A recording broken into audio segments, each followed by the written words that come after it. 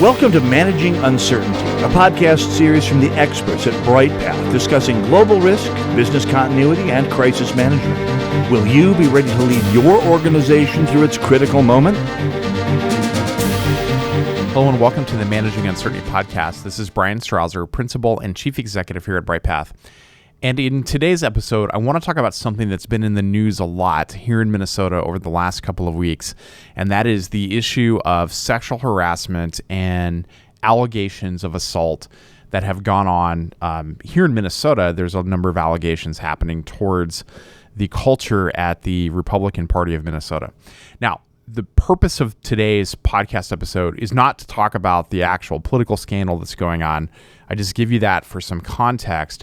What I want to talk about is how to appropriately manage these kind of situations as a leader in your organization.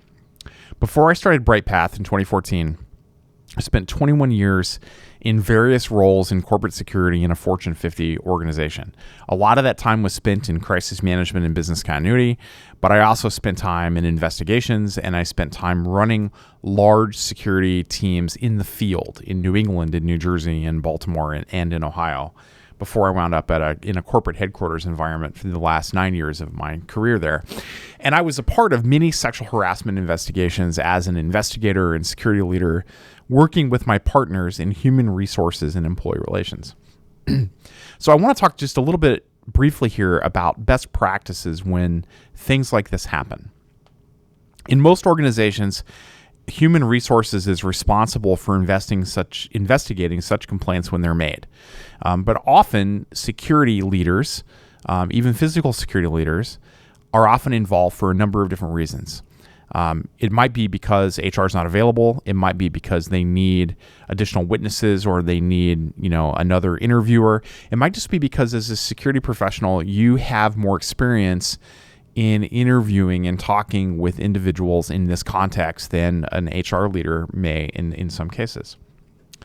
The trade, or the professional trade association, if you want to call that, for human resources is the Society for HR Management, often called SHRM. Their website is shrm.org.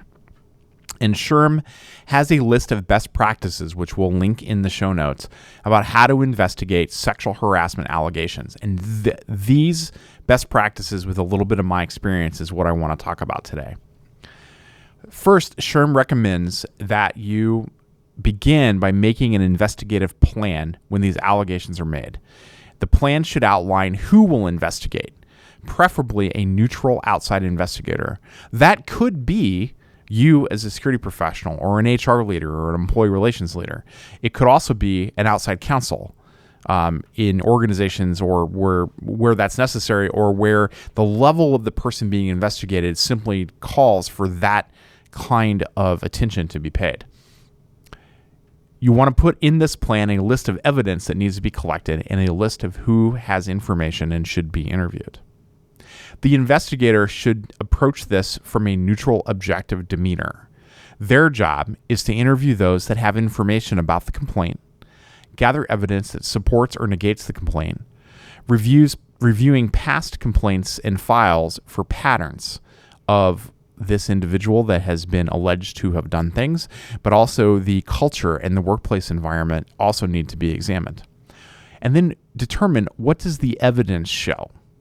What does the evidence show? What does it tell us about the allegation? What other allegations or situations does it uncover? And then document this action that has been taken. So those are the roles of the investigator: neutral and objective demeanor, interview those with information, gather evidence that supports or negates the complaint, review past complaints and files for patterns, and document their actions. The next task for the investigator is to determine if company policies were violated and or if inappropriate conduct has occurred. And if so, then recommend a course of action to the decision maker, the business leader, or the HR leader that oversees this area. What does the evidence show? That is the important thing to look at. What does the evidence tell us about these allegations? What does it say about the veracity of the individuals involved on all sides? Often in situations like this, as we saw here in Minnesota with these recent allegations, it can be best to bring in an outside law firm who has experience in these sorts of investigations and have them conduct a thorough, complete, neutral investigation and then make recommendations to the organization. The law firm does not have a stake. An outside counsel in this situation does not have a stake in the game. They are not trying to change things for their own benefit. They are not trying to put themselves in a better internal political position with the organization. They're going to look at the facts.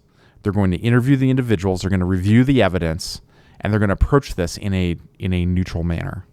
This is often the best approach when you're dealing with the leader, the executive leader of the organization, an executive director, a chairwoman or chairman, the CEO. You take away the investigative responsibilities of other leaders, and in some cases the board, and you're protecting the organization through a neutral third-party investigation. Your board of directors can then take this report and take appropriate corrective action, fully informed by the facts, supported by evidence that cuts through all the spin and all the lies and all the things that happen in these situations. You're looking at the evidence and the facts of the case. If you think about this for a moment and just imagine a large Fortune 500 company like the ones we have here in the Twin Cities, General Mills, Cargill, 3M, Wells Fargo, Best Buy, Target.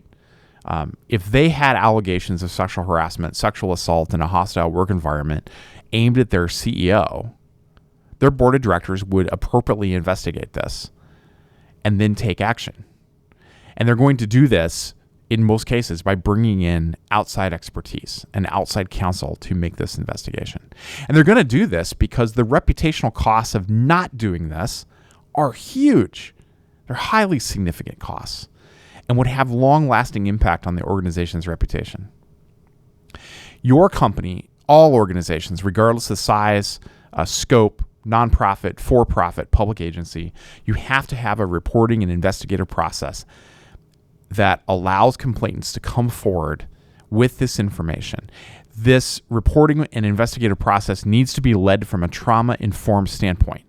It needs to express empathy for the victims and treats all of these kind of incidents with the seriousness that they are due. Not doing this will have enormous reputational costs to your organization, and your team, your employees, will simply not want to work in an environment where this kind of behavior is tolerated.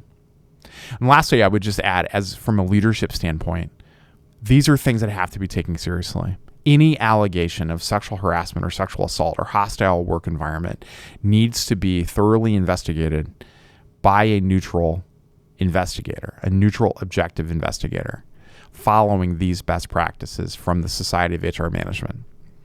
I hope you found this advice helpful. It's a little shorter episode than usual, but I think it's a message that needs to be shared. And I think all of us have found ourselves in this situation at some point in time, in terms of having to deal with this kind of a disruption in the organization. That's it for this edition of the Managing Uncertainty podcast. We'll be back next week with another new episode. Be well.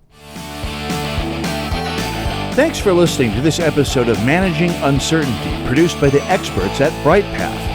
To receive notifications of new episodes, join our newsletter at bryghtpath.com or subscribe through your favorite podcast player, such as iTunes or Google Play. Learn more about the services and trusted advice from Bryghtpath by visiting bryghtpath.com.